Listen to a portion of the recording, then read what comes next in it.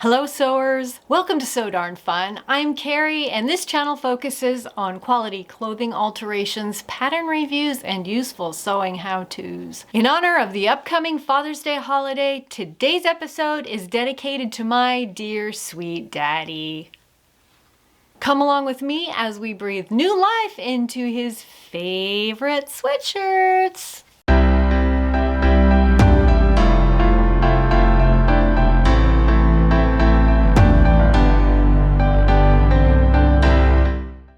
So here are two of my dad's favorite sweatshirts. This one he bought on his first trip to London back in the early 80s. You heard that right, the early 80s. That's how long he's had this shirt. Now it doesn't look too bad. Actually, all in all, it looks pretty good, except for this ribbing around the neck has lost its spring back and it's kind of flappy and the neckline just gets stretched out. And this one is actually what I call never lose your dad in a crowd colored shirt. The neckband, you can see how it's floppy, but it seems to still have some stretch and spring back. So this is my plan. This shirt, I'm gonna pluck this out and hopefully just make the ribbing smaller and reapply it. This shirt, I happen to have some white ribbing. So my plan, because this doesn't have a lot of spring back, it just kind of is like dead. I'm going to replace that and reapply new ribbing. So let's go start plucking out these necklines. Here we are with this white one, and we've noticed that there's 2 rows of stitching up here on the top, but yet we realize that underneath here, it looks like serging. That's called a cover stitch. And the way that you pick out a cover stitch is, imagine that this was under a machine and you were sewing it, and this edge here has to be to the right of the needle, otherwise all the rest of the fabric wouldn't fit under. So if the direction of sewing is this way, then it only will pull out this way. So that's the first thing that you have to kind of visualize. So I'm going to go underneath here and just start breaking some of these stitches that span the seam first of all. There's probably going to be 3 threads total that make up this seam. That tends to be typical. So as I break some of these threads, some of them will kind of unlock from each other and will begin to just peel out, especially on this left side right here.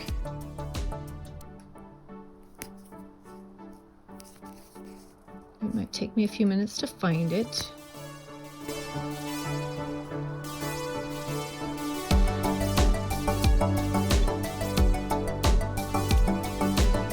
When things have been washed multiple times, the fibers tend to wrap themselves around. Oh, there we go. Okay. Let's see if we can get a good look at which one it is. Okay, so I took this thread on the left and I kind of saw that it was looped in, and I just tried to unloop it from the other threads. When I pull from the front and the back, keeping tension on these 2 here, this one wants to pull out. Yay! So we're going to wrestle with that all the way around. And I find sometimes that if I pull this thread out at an angle that's following the opposite direction of sewing, like I'm pulling, instead of pulling back toward me, I'm pulling away from me, for some reason it tends to have a better unraveling experience. Oh, it broke, so I'm just going to have to find it again. And we do this process until we have all of it pulled out. So I will be back. Now I've got all that taken out, that cover stitching. Now I can see that it is serged together with a serging stitch. And it's been washed so many times that the fabric is nice and kind of fluffy. And by saying nice and fluffy, I don't mean it's really very nice for plucking stuff out. I do have another video on how to pluck out serging, which I'll refer to up here. But I will go ahead and show right here what I'm doing. This, I need to find the needle thread, which looks like It's hard to see on this white, but there's little dashes along here. Just want to break one of those. The other side of the fabric won't have it in the same way, plus you can hardly see stitching, but we're going to go from the ribbing side, and we're going to slide those out. I can go every couple, I think. And once I get a long enough tail, I will probably just pull on it and see how far I can slide it out before it breaks. And then do that all the way around. That should disattach. You can see right there it's starting to come off.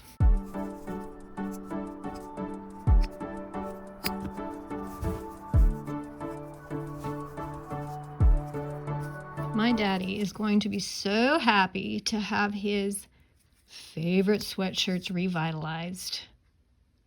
So this labor of love here, I don't mind. Okay, so here's my tail. I'm going to break the needle thread way over here and see if I can pull out that segment. No, it broke. It's possible the thread is also weakened from the last, oh, what's it been? 40 years? Really?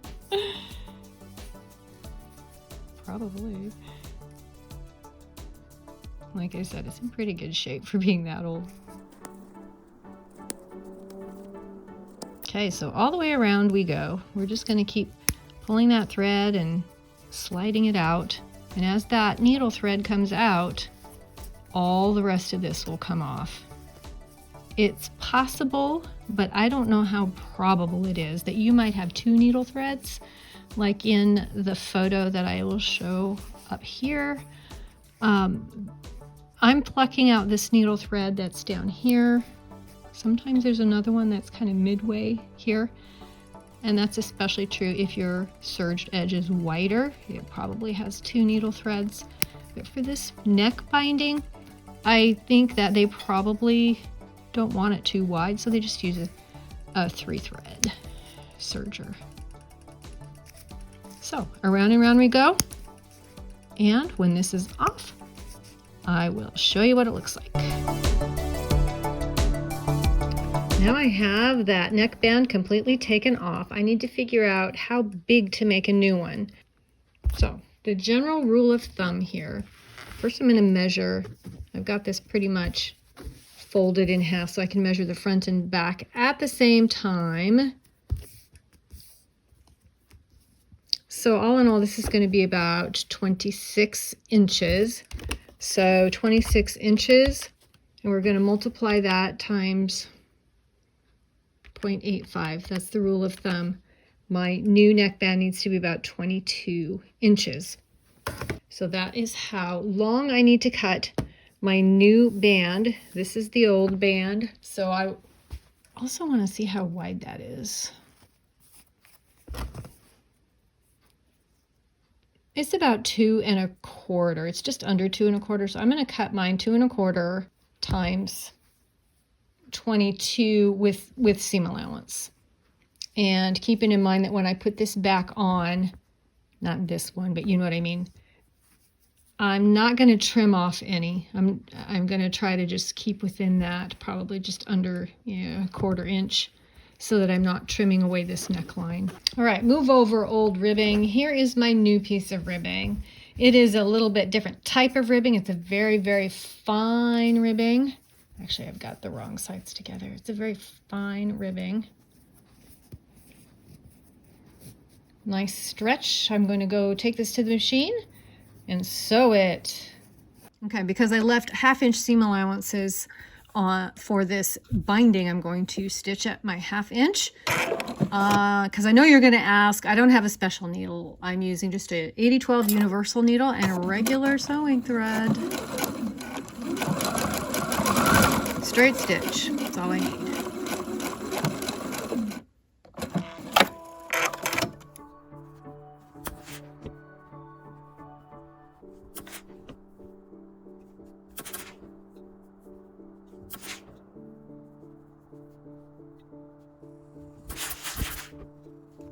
All right, this one's ready. As I prepare to put on this neckband, first off, I'm going to want to quarter it. And how I do that is, here's my seam.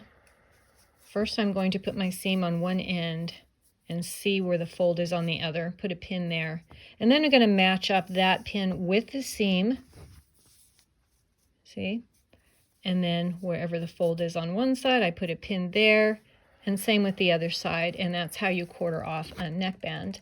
Now for the shirt part itself, it's a little bit more tricky, though it's not tricky, it's just you can't use the shoulder seams as any kind of guide point. So other than matching them up, matching the shoulder seams, and let's come, this is the front. Let's see where that folds in the front. Lay it flat here. And then at the very end point, there's your center front. Put a pin there, and then same for the back over on this side.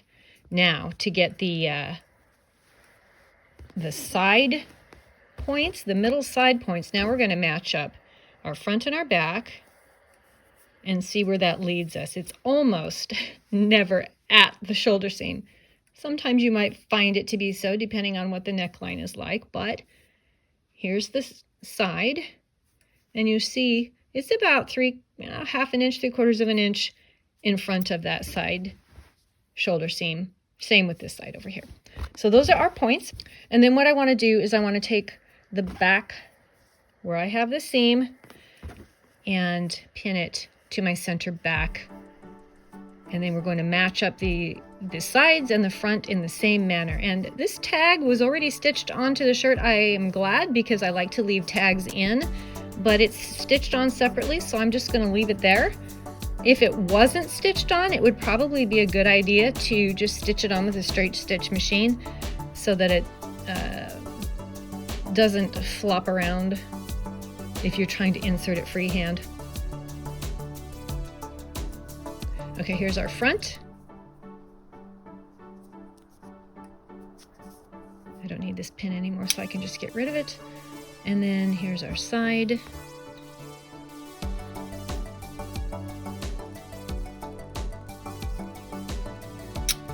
And over here, our other side. Ooh, the other side here.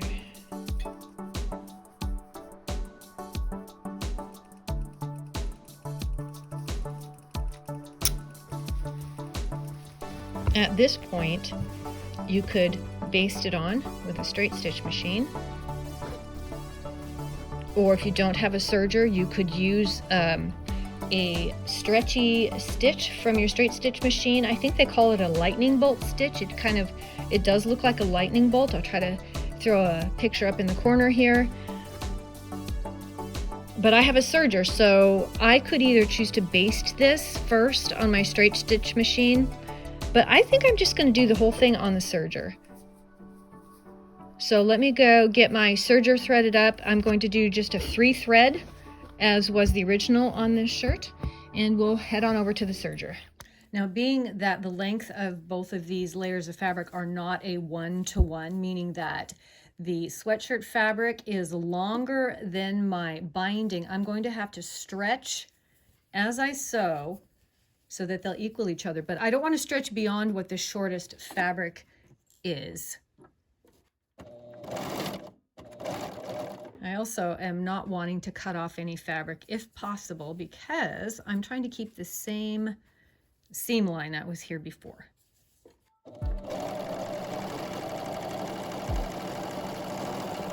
I'm just gently pulling here. You can see how the sweatshirt fabric is puckered up a little bit, so I'm just going to pull it that far.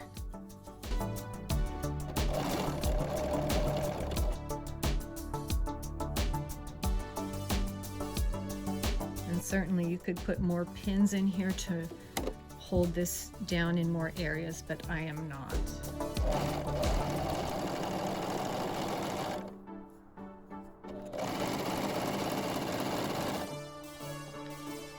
Just be sure to pull out your pins. You do not want to sew over them with a serger.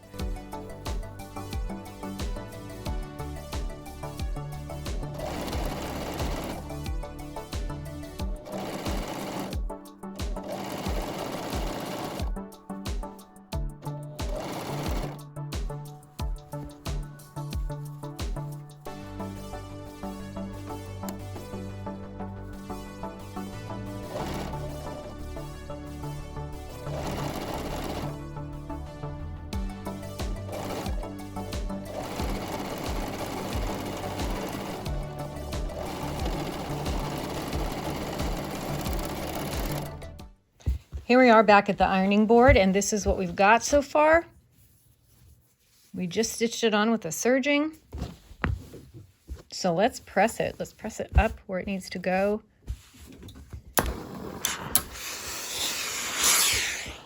I'm liking the way this is looking. I think my dad is going to be absolutely thrilled.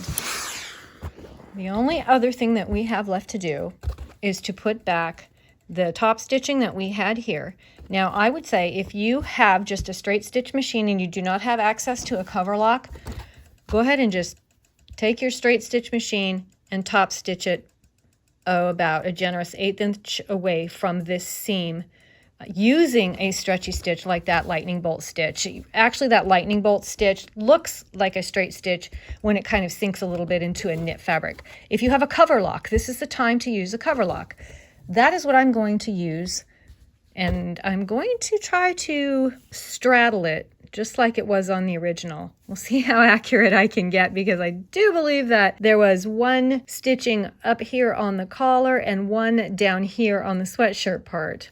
I have to say, I don't think my cover lock prowess is as good as some of my other stuff, but I'll give it a try and see how it works. All right, here is my cover lock machine, and because I know you're gonna ask, what kind do I have? I'll try to get a little picture here. It's a Cover Pro 1000 CP, and it's made by Janome. And I don't know how far I'm going to be able to get filming this, because frankly, I am straddling my camera and I really need to see where I'm stitching. So I have a clear foot that I bought. I believe it was an aftermarket foot, and there's 3 lines here. These lines are where the needles can be. I have an option of a 3rd needle. So what I want to do, being that I have the needles in on the farthest left and farthest right position, I need to line the marking that's on the middle of my foot up with right here on the seam line, so that my left needle and right needle are equidistant as much as possible from this middle portion here. So let me give a try starting this and see how far I can get. And by the way, when I pressed this collar, I pressed the serging downwards.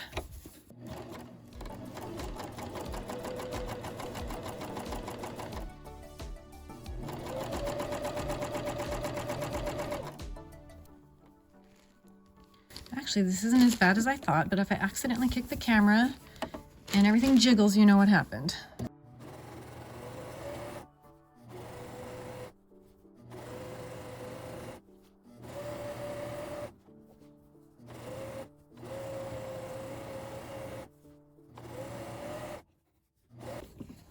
Now, if you have a cover stitch machine, and if you didn't know this, you can just cut off these first stitches.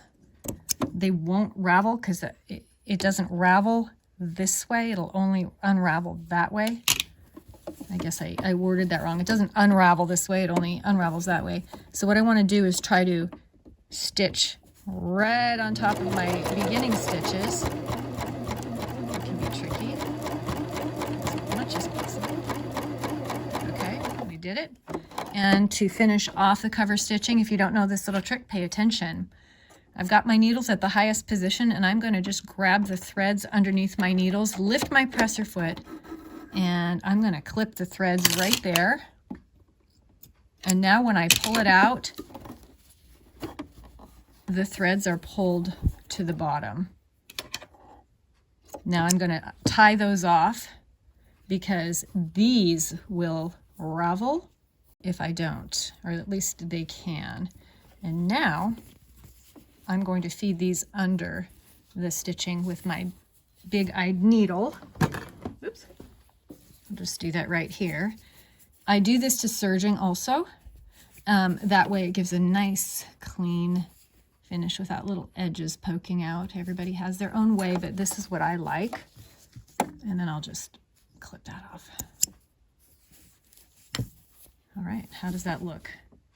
Oh, that looks pretty good. Let's take it back and press it again.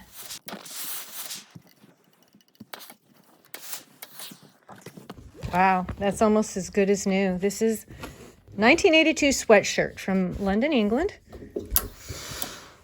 Lots of sentimental value to Dad. So I am so glad that I can revitalize this, give him a new neckband so that it's not all floppy and yucky. So that's gonna make him so excited. Now on to that bright one. So this brightly colored sweatshirt is pretty much the same process as the white one, but there are a couple things that I run into that I would like to highlight. One of them is I only have one spool of thread that matches this color. So what do I do when I need at least 3 on a serger? So you might want to keep watching. This sweatshirt is sewn with this woolly nylon thread. It's very fine, it just kind of shreds. It doesn't slide out as nicely as a regular sewing thread. Almost looks like they have 2 rows of serging. Oh, they might have a row of straight stitching, then serging. So you might snicker a little bit to know that I just so happen to have a thread color that is quite near that brightly colored sweatshirt, but I only have one spool. So what do? I spin off some of the same color onto a couple little bobbins, and they do fit on my serger pegs, and I just put these little flying saucer discs that came with my serger to kind of feed the thread out from my bobbin. If that thread catches on any little snag, it does affect the way that it sews in the serger. All right, let's give this a try. This is a little bit different camera angle than the other one.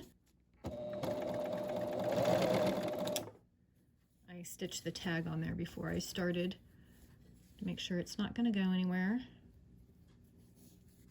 And once again, I'm gently stretching that binding.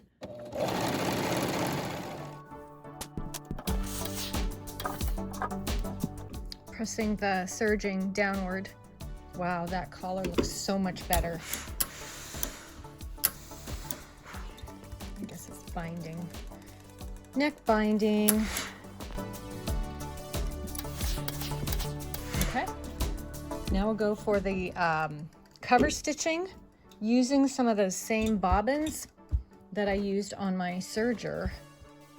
So I've encountered a bit of a problem here in that my bobbins don't fit on the posts to my cover stitch machine. I have encountered this issue before, and so what do? I use one of these, I don't know, is it a cone thread holder? You can get them at Joann's or whatever. You can get them online. And I put them on this portion. On this portion right here. I can do both of them on one. Now the only problem with using this is that if these threads hit any snag on any place, my cover stitch is very finicky. But I'm going to just go ahead and kind of center this and then send these threads through the normal channels of my machine. Those are going to be the 2 needle threads.